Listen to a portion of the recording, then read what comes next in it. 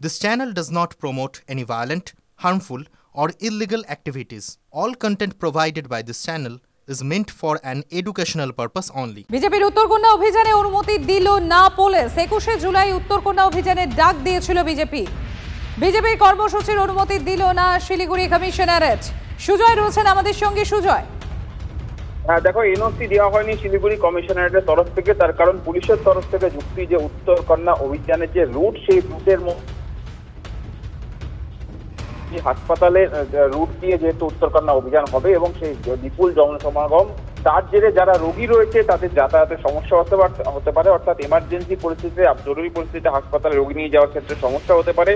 সেই কারণেই সেই যুক্তিকে সামনে দিকে উত্তরকন্যা অভিযানের অনুমতি দেওয়া হয়নি পুলিশের তরফ থেকে। এবং যেহেতু সেই সেখানে জনসমাগম হবে এবং প্রচুর পুলিশ কর্মী, সেই জায়গায় যদি রাস্তা আটকে যায় তাহলে সেক্ষেত্রে সাধারণ মানুষ এবং সর্বোপরি যারা রয়েছে, যারা রোগীর পরিজন, তাদেরকে হাসপাতাল নিয়ে যাওয়ার ক্ষেত্রে সমস্যা হবে।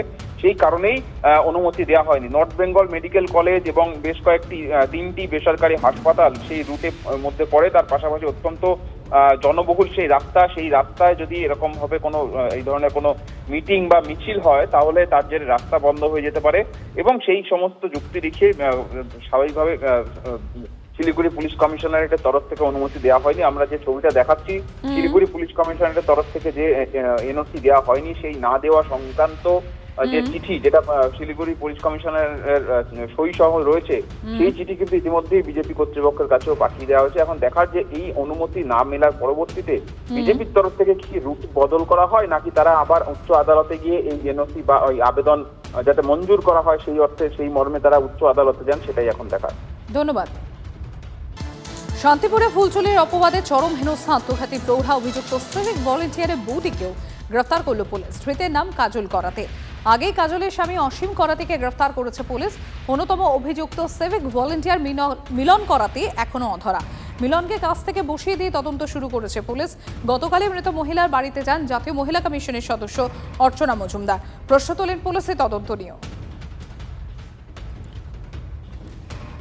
কেস নাম্বার দেওয়া হয়েছে, আমার মনে হয় না এই কেসটা আপলোড হয়েছে বা এর কোনো সেকশন দেওয়া হয়েছে, কিছুই নেই। একটা সাদা কাগজের মধ্যে একটা এফআইআর নাম্বার এত, ডেটেড এত, যে সেকশনগুলো দেওয়া হয়েছে, কেন এফআইআর আপলোড করা হয়নি, হলে পোস্টমর্টমে কি হলো, ফরেন্সিক রিপোর্টের জন্য কোথায় গেছে, কবে রিপোর্ট আসবে, পরিবার বিচার পাবে কিনা, তদন্ত সঠিক গতিতে হবে কিনা, সেই সব কিছু কমিশন লেগে থাকবে। সিভিক ভলেন্টিয়ারের বারবারন্ত দৌরাত্ম্য আজকের সমাজে একটা ভয়ের কারণ।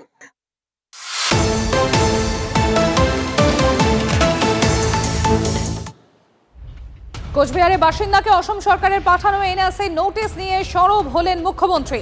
হেনস্থার অভিযোগ করে উদ্বেগ ব্যক্ত করেছেন, পোস্ট করলেন সোশ্যাল মিডিয়ায়।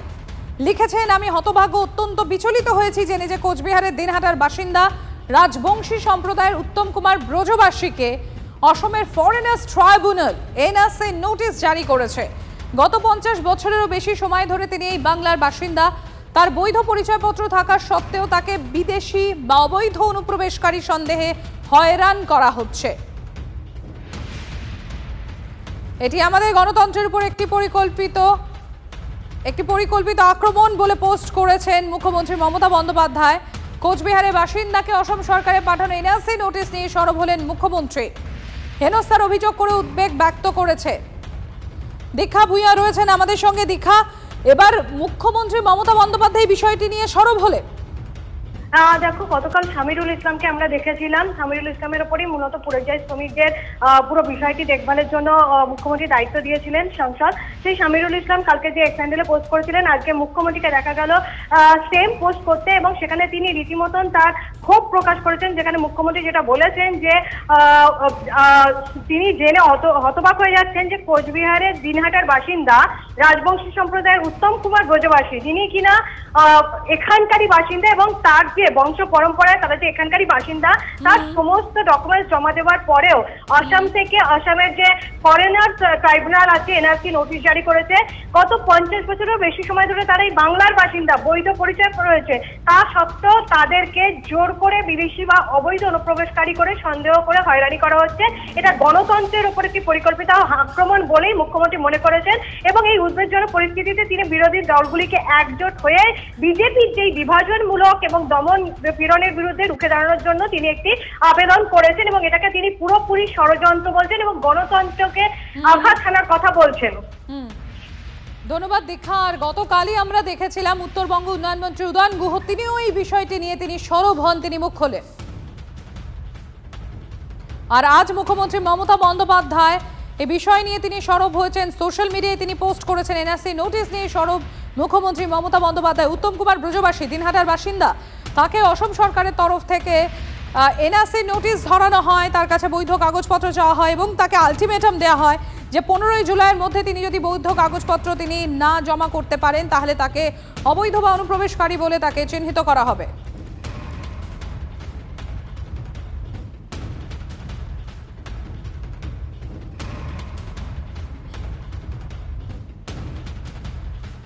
জগন্নাথ চট্টোপাধ্যায়ের সঙ্গে আমরা যোগাযোগ করতে পেরেছি, বিজেপি নেতা। জগন্নাথ বাবু, মুখ্যমন্ত্রী মমতা বন্দ্যোপাধ্যায় এবার তিনি এই কোচবিহারের দিনহাটার যে এনআরসি কেস রয়েছে সেইটা নিয়ে তিনি সরব হয়েছেন, তিনি রীতিমতো সোশ্যাল মিডিয়ায় পোস্ট করেছে, কি বলবেন? এটাই বলার যে পশ্চিমবঙ্গের জন্য যদি কোনো বাংলাদেশ থেকে আসা শরণার্থী এই সমস্যার সম্মুখীন হয় তার পুরো দায় মমতা বন্দ্যোপাধ্যায়ের।